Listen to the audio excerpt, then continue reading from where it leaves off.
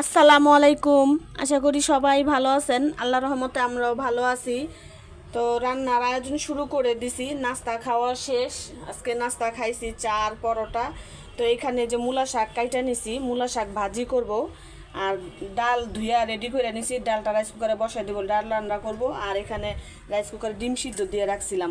তো ডিম ছিলতে ছিলতে দেখেন ডিমের অবস্থা কি, আর ডিম ভুনা করব। এই আজকে দুপুরের রান্না বাড়া। তো এগুলি এখন ধুয়ে নেই। শাকটা কাটতে সময় এত পরিমাণ বালু, এগুলি ভালো করে ধুইতে হবে, প্রচুর বালু।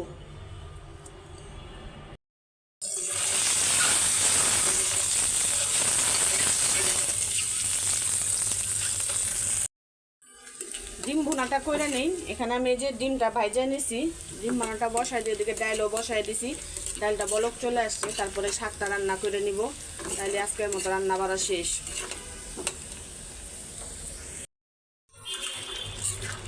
ডিমের তরকারিটা হয়ে গেল, তো এখন নামায় ফেলবো।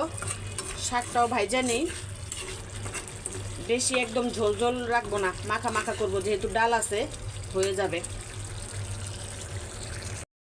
শাকটা ধুইতেছি, তো ধুইতে ধুইতে দেখেন এই যে শাকের মধ্যে এই যে এই বালুগুলি ছিল। আমি যখন কাটতেছি তখন মানে আমার হাতটা পুরো মাখায় গেছিলো। এখন ধুইতেছি আর এই পরিমাণের বালু বাইর হইতেছে।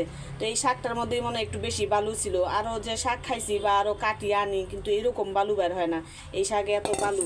তো এটা আরও ধুইতে হবে ভালো করে, নাহলে খাওয়া যাবে না, ঘিরঘির করবে একদম। ডালটা হয়ে গেছে, তো এখন বাগার দিয়ে নিব। তো আমার এই ডালের যে পাঁচফোড়নের মশলা ছিল শেষ হয়ে গেছে, আমি নিজে থেকে একটু বানাই নিলাম। এখানে জিরা, কালো জিরা আর রাঁধুনি আছে। তো আরেকটা মশলা থাকে এখানে ফিরিঙ্গি, ওইটা এখানে পাওয়া যায় না, আমি অনেক খোঁজাখুঁজি করছি। তো এটা বাড়ির থেকেই আনা সম্ভব।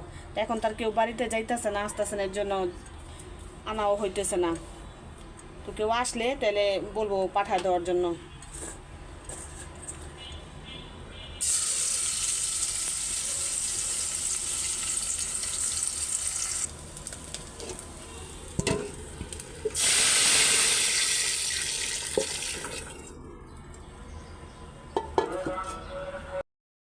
সন্ধ্যার নাস্তার জন্য এখানে বুট সিদ্ধ দিয়ে দিব। তো সকালে এই বুট ভিজায় রাখছিলাম, এর সাথে আলু, পেঁয়াজ, কাঁচামরিচ, আদা রসুন বাটা, হলুদ, লবণ, তেল সব দিয়ে দিছি, সিদ্ধ দিব। তো এখন তো সন্ধ্যা হয়ে আসছে, আমি দুপুরবেলা ভাত কিন্তু এখনও খাই নেই।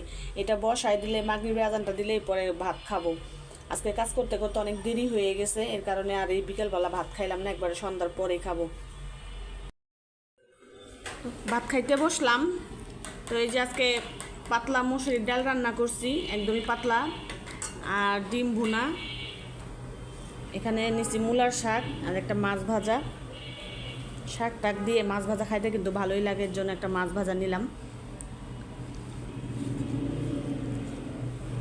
বুট সিদ্ধ বসাই দিছি, বুট সিদ্ধ হইলে পরে রান্না করে জায়ানকে খেতে দিব।